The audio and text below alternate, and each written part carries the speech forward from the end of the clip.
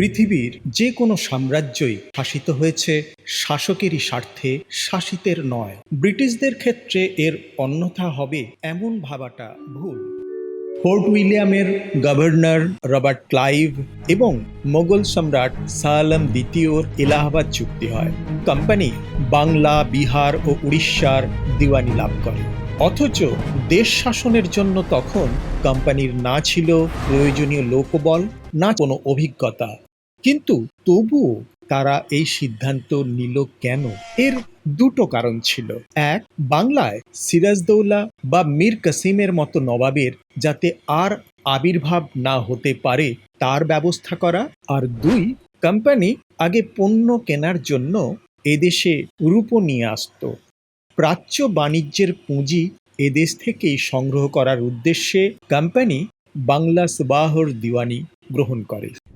এখানে সরাসরি প্রশাসনে হাত না লাগিয়ে একজন নামে মাত্র নবাবকে গদিতে রেখে প্রকৃত ক্ষমতা কোম্পানি হাতে তুলে নেবে আর সংগৃহীত রাজস্বের হিস্সা গ্রহণ করবে। দেওয়ান হিসেবে সুবাহ বাংলার রাজস্ব সংগ্রহ করবে কোম্পানি। সেই রাজস্ব ভাগ হবে এইভাবে।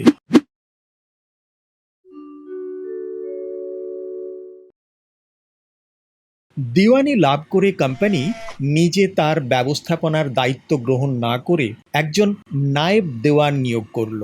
বাংলাদেশের নায়েব দেওয়ান হলেন চট্টগ্রামের প্রাক্তন ফৌজদার সৈয়দ মোহাম্মদ রেজা খান। তখন বাংলা সুবাহর নবাব ছিলেন নজমাদৌল্লা। তার পক্ষে নিজামত প্রশাসন পরিচালনার দায়িত্ব প্রদান করা হলো সেই রেজা খাঁকে। এই ব্যবস্থা দ্বৈত শাসন নামে পরিচিত, মানে দুজনের শাসন, কোম্পানির এবং নবাবের। কোম্পানির পক্ষে এই ব্যবস্থা নেওয়ার আরো বেশ কিছু সুবিধা ছিল।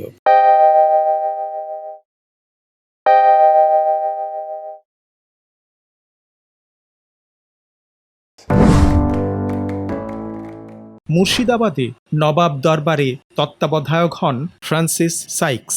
ওদিকে নায়েব নাজিমের মাধ্যমে রাজস্ব আদায়ের সাথে সাথে নিজামত প্রশাসনের পূর্ণ ক্ষমতা রেজা খাঁর মাধ্যমে চলে যায় কোম্পানিরই হাতে। তাই কোম্পানির কাছেই রইল প্রকৃত সকল ক্ষমতা, অথচ রইল না কোনো দায়িত্ব। আর ক্ষমতাহীন নবাব পরিণত হলেন সামান্য বৃত্তিভোগী কর্মচারীতে। দিওয়ানির দায়িত্ব পেয়েই কোম্পানি রাতারাতি রাজস্বকে বাড়িয়ে করে 50%। 1769 সালে দেখা দেয় অনাবৃষ্টি। মাইলের পর মাইল চাষের জমি অনাবাদি হয়ে পড়ে থাকল।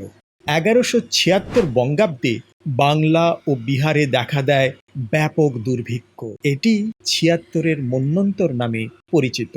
হাজার হাজার মানুষ নিজেদের ঘর সংসার ছেড়ে প্রাণ বাঁচাতে অন্যত্র চলে যেতে লাগলো। অনাহারে যেখানে সেখানে মারা পড়তে লাগলো। ত্রাণের অভাবে কৃষকদের মৃত্যু ব্যাপক আকার ধারণ করে। ঠিক সেই বছরেই এই বিপুল কৃষক মৃত্যুর ফলে ব্যবসায়িক ক্ষতিপূরণের জন্য রাজস্ব বাড়িয়ে 60% করে দেয়। বাংলার জনসংখ্যার প্রায় 1/3 পৃথিবীর বুক থেকে স্টেপ মুছে যায়।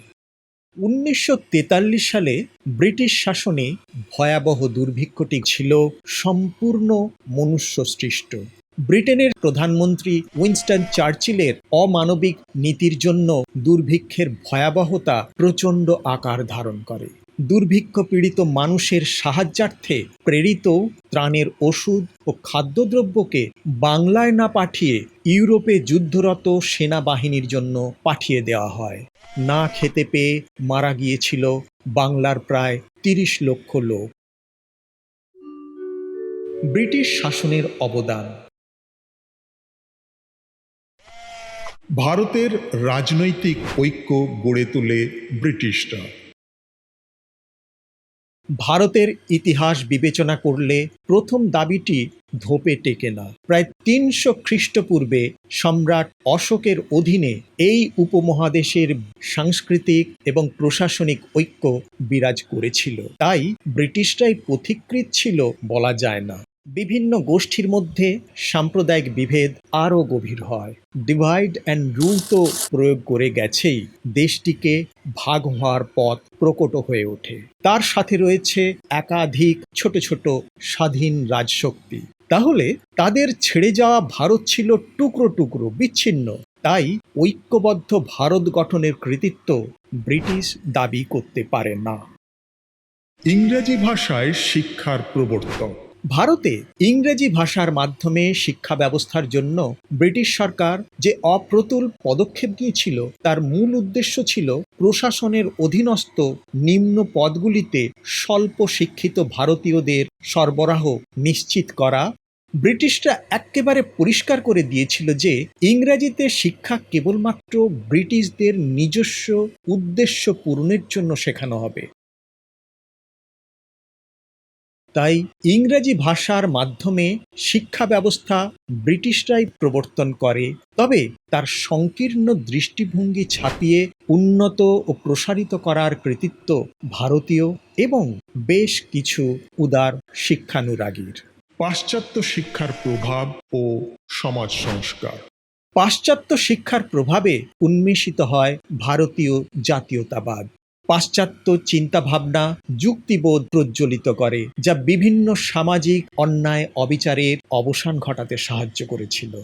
বেন্টিং সতী প্রথাকে অবৈধ এবং শাস্তিযোগ্য বলে নিষেধাজ্ঞা জারি করেন। সেটির বিরুদ্ধে চ্যালেঞ্জ হলে রামমোহন রায় যুক্তিসহ পাল্টা আবেদন পেশ করেন, ফলে সতী প্রথার নিষেধাজ্ঞা বহাল সম্ভব হয়। রেলপথের প্রবর্তন। ব্রিটিশরা মূলত নিজেদের জন্য রেলপথ তৈরি করেছিল। প্রতিটি মাইল স্থাপনের জন্য খরচ পড়েছিল মার্কিন যুক্তরাষ্ট্রের চেয়ে ৯ গুণ বেশি। এই খরচ মেটাতে হয়েছে ভারতীয় করদাতাদেরই। মালবহনের ভাড়া ছিল প্রচণ্ড সস্তা। বেশিরভাগ ভারতীয় তৃতীয় শ্রেণীতে ভ্রমণ করতেন, তার টিকিট ছিল ব্যয়বহুল। রেল প্রসারের পরোক্ষ ফল হিসেবে ভারতীয় জাতীয়তাবাদের প্রসার ঘটে। ভারতীয় সাহিত্য, শিল্প, সঙ্গীতে তার ছাপ পড়তে শুরু করে। রাজনীতিও নতুন মোড় নেয়। এতটা ব্রিটিশের কাছে ছিল সম্পূর্ণ অপ্রত্যাশিত ও অনাকাঙ্ক্ষিত। সংসদীয় পদ্ধতির প্রবর্তন। ভারতে আইনসভার ধারণাটি ইন্ডিয়ান কাউন্সিল আইন 1861 দ্বারা বপন করা হয়েছিল। ভারতীয়দের কাছে অভিনব এই ধারণার প্রবর্তক মুখ্যত ব্রিটিশরাই। তবে সেটা ব্রিটিশদের সদিচ্ছায় হয়েছিল নাকি পরিস্থিতির চাপে বাধ্য হয়েছিল, সেটা একটা বিতর্কিত বিষয় বটে। স্বাধীন সংবাদপত্র প্রবর্তন। ভারতের সর্বপ্রথম সংবাদপত্র প্রতিষ্ঠা করেছিলেন আয়ারল্যান্ডের জেমস অগাস্টাস হিকি। ভাষা ছিল ব্রিটিশ ইংরাজি। প্রথমের দিকে স্বল্প সংখ্যক প্রচার সীমাবদ্ধ ছিল, পরে স্থানীয় ভাষাগুলিতে বৃহত্তর জনগণের কাছেও সংবাদপত্র প্রসারিত হয়। উদ্বেগে কোম্পানি পাশ করে censorship of the press act, যাতে সমস্ত সংবাদপত্রগুলি প্রকাশের আগে স্ক্রুটিনি করা হতো। তাই স্বাধীন সংবাদপত্র প্রবর্তন যে ব্রিটিশরা করতে পারেনি তা তাদের গৃহীত একাধিক ব্যবস্থাই প্রমাণ দেয়। নিরপেক্ষ বিচার ব্যবস্থা প্রবর্তন।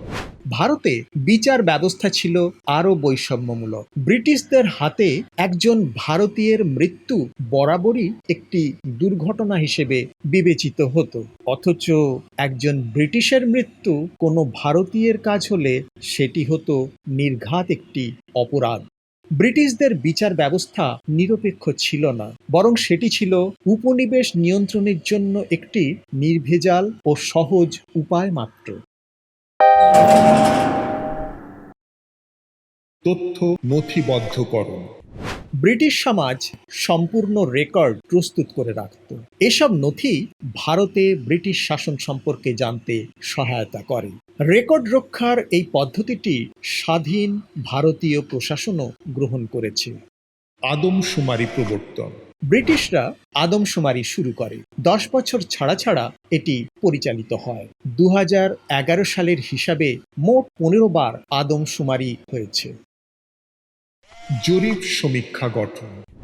1767 সালে জরিপ বিভাগ এবং 1851 সালে ভৌগোলিক জরিপ বিভাগ ব্রিটিশরা স্থাপন করেছিল। অনেক উন্নত সমীক্ষা যন্ত্র ব্যবহার করে জরিপ এবং গ্রাম শহর সহ ভারতের মানচিত্র তৈরি করেছিল।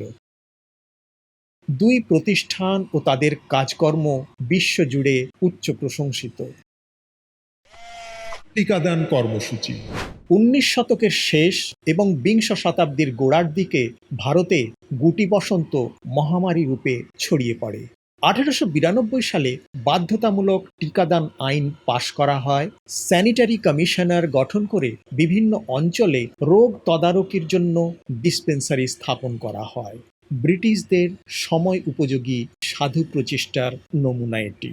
স্বল্প সময়সীমার কারণে বাদ থেকে গেল ডাক ব্যবস্থা, বেতার, টেলিফোন, টেলিগ্রাফ, আধুনিক চিকিৎসার মতো আরও বিষয়।